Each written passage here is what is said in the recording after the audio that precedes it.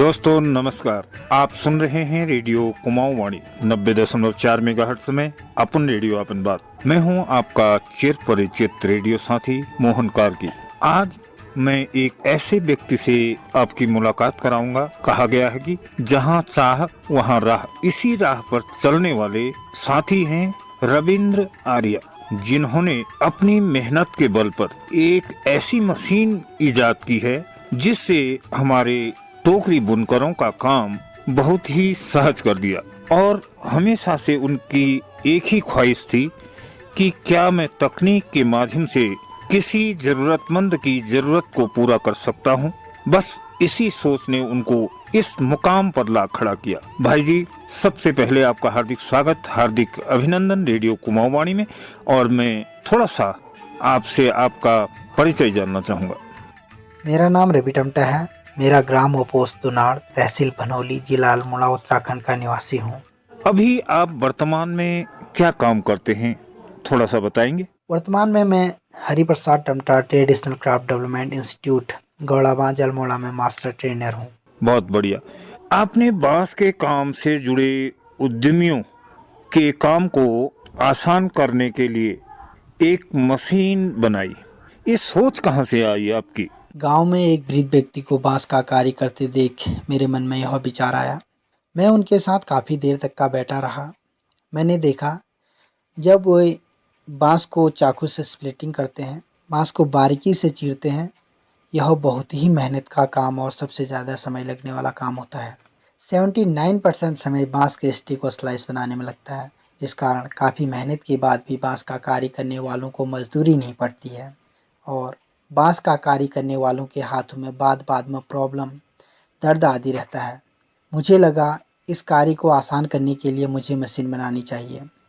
तो मैंने मशीन तैयार की और पूरे धौला देवी ब्लॉक में सूचना भेज दी। यह मशीन मैंने काबली खान धौला देवी ब्लॉक में लगाई है। आप यहाँ पर अपना बांस लाकर बिना किसी चार्ज के निःशुल्क स्टिक और स्लाइस बनाकर ले जा सकते हैं। लोग आ रहे हैं और अपना काम बहुत अच्छे से कर रहे हैं। यह मशीन हाथों का 3 दिन का कार्य 1 घंटे में कर देती है।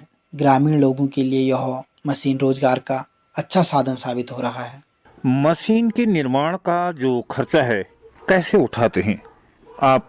ये भी कह रहे थे मुझसे जब बात हो रही थी कि मैं हर किसी को तकनीक मुहैया कराऊंगा।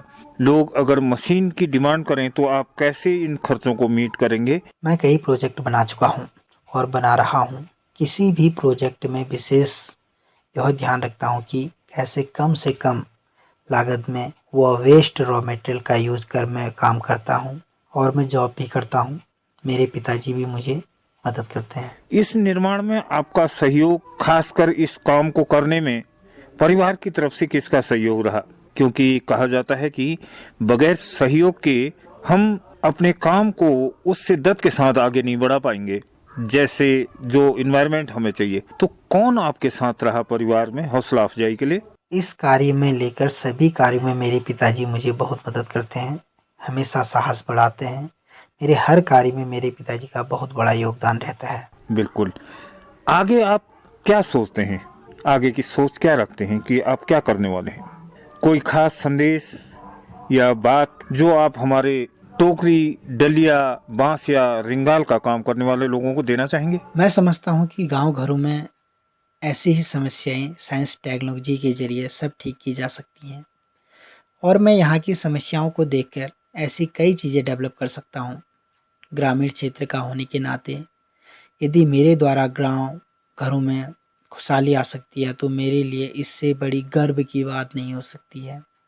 सभी ग्रामीण लोगों से विनती है, खास तौर पर किसान, चाहे कृषि का कार्य हो या कोई भी उद्योग आप कर रहे हैं, आपको लगता है कि यह कार्य आसानी से हो या इसकी मशीन होनी चाहिए, आप मुझे बता सकते हैं।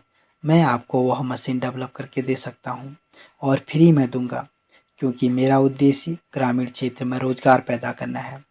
इसी कार्य को शहरों में आधुनिक तौर तरीकों से कर कंपनियां व उद्योग बहुत आगे बढ़े हैं। हमें भी आधुनिक तरीकों के साथ कार्य करना होगा। और एक बात जो मुझे बड़ा दुख होता है, आदमी लोग अपनी समस्याएं बताते हैं, अच्छी बात है, परंतु आज तक किसी भी महिलाओं ने यह नहीं कहा कि हमें यह समस्या है। इसको कैसे ठीक किया जाना चाहिए। जबकि गांव की महिलाएं बहुत ही समस्याओं से घिरी होती हैं, बहुत ही कष्ट का जीवन जीती हैं, तो हमें बिना कहे भी उनके बारे में सोचना चाहिए। वैसे यहाँ कहना नहीं चाहिए, परंतु बिना कहे भी नहीं चलने वाला। अब कई परिवार मैंने ऐसे देखे हैं, जो आदमी लोग दिन भर जितना कमाते हैं शाम को दारू पी जाते हैं, जिस कारण उनके घरों में औरतें, बच्चे सभी तनाव और परेशानी में जीते हैं। परंतु मैं ऐसे महिलाओं को दिल से सल्यूट करता हूँ कि ऐसी परिस्थितियों में भी उन्होंने लेबरी आदि कर अपना परिवार चलाने का जिम्मा उठाया है।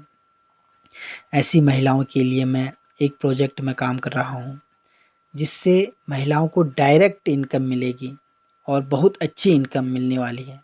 और मैं कहना चाहूँगा, करने के लिए जॉब और बिजनेस कई हैं, परंतु अपनी साइंस के जरिए समाज सेवा करना अलग ही सुकून देता है। जी, बहुत बहुत धन्यवाद रविंद्र, आपने यह महत्वपूर्ण जानकारी हमारे श्रोताओं तक पहुंचाई। इसके लिए आप बधाई के पात्र हैं। उम्मीद करता हूं कि आप अपनी इस सोच को और विस्तार देंगे और अन्य जरूरतमंद लोगों तक अपनी तकनीक के माध्यम से उनके काम को सहज करने में अपना योगदान देंगे। बहुत बहुत धन्यवाद। धन्यवाद।